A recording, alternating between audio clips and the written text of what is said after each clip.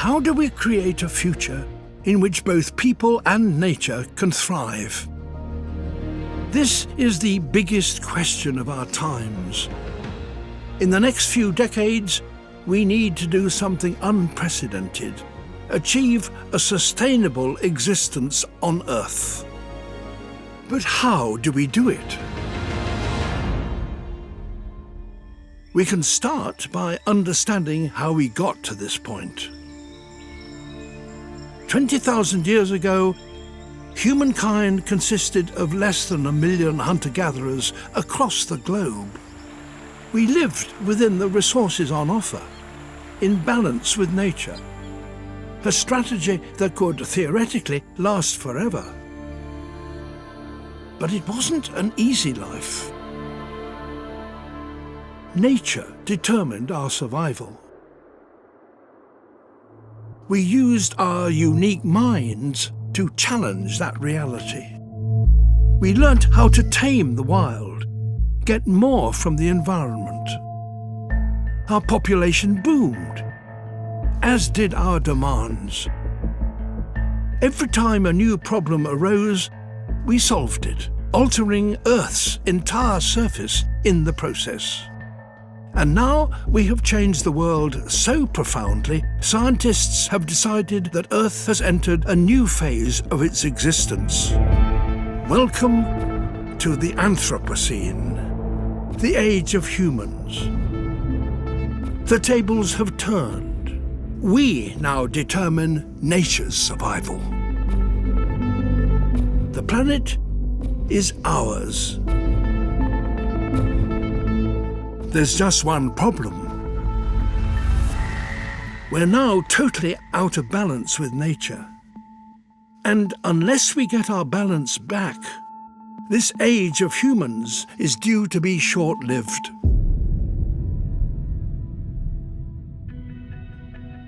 So how do we deal with this problem?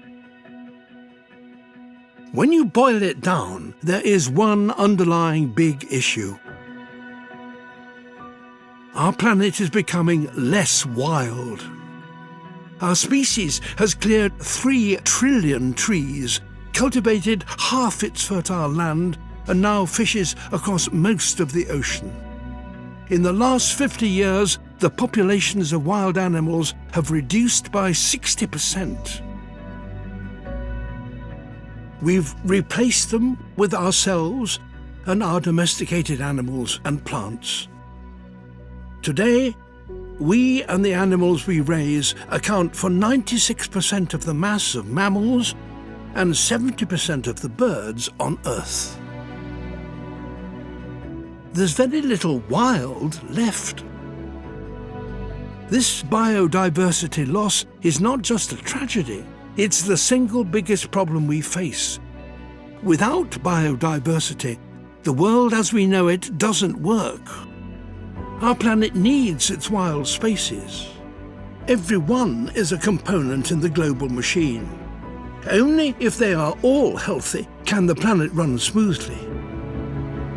A less wild world is less able to provide for our needs, less able to maintain dependable weather and seasons, less able to absorb our impact.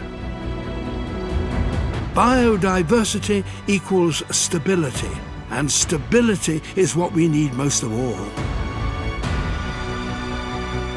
Can we turn this situation around? Can we re-wild the world? Well, maybe, due to one key change. As societies develop, something is happening that has never happened before. People are having fewer children. Globally, since the year 2000, the number of people under 16 years old has hardly changed. The main reason our population is still rising is because people are living longer. If this continues, our population may finally stop growing by the turn of the century. By investing in education and women's rights and raising people out of poverty, we could bring about peak human even sooner. This changes everything. It gives us the opportunity we need to regain our balance.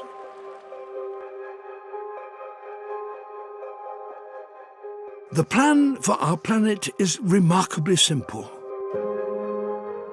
Reduce our impact by making sure that everything we do, we can do forever.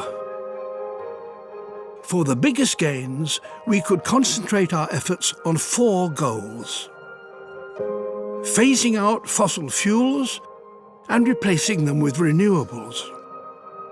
This will not only slow the warming of the planet and the acidification of the ocean, but it will lead to clean air for all of us.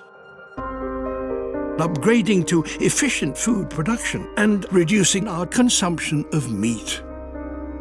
We'll require far less space to provide for ourselves, leaving more for grasslands, reducing deforestation and our demand for fresh water, and feeding more people with healthier, more affordable food. Working together to properly manage our ocean. A global network of no-fish zones and a treaty on the use of international waters would restore the health of the ocean so it actually produces more fish for us all to eat. Working hard to keep hold of the wild populations we still have, encouraging nature wherever we can. In the ocean, on land we no longer need, and even in our cities. If we make these changes, we'll be a long way to becoming a species in balance with nature once again. We will have taken a remarkable journey, from 1 million people struggling to survive, to several billion living long, healthy lives on a stable planet, able to provide for all our needs. Only at that point will the Anthropocene, the age of humans, be truly underway. At that point, we will be proud to call it our planet. How do we create a future in which both people and nature can thrive? We open our eyes to this moment in history. Think on a planetary scale. Embrace the challenge we face. And do something we humans are very good at. Change the world.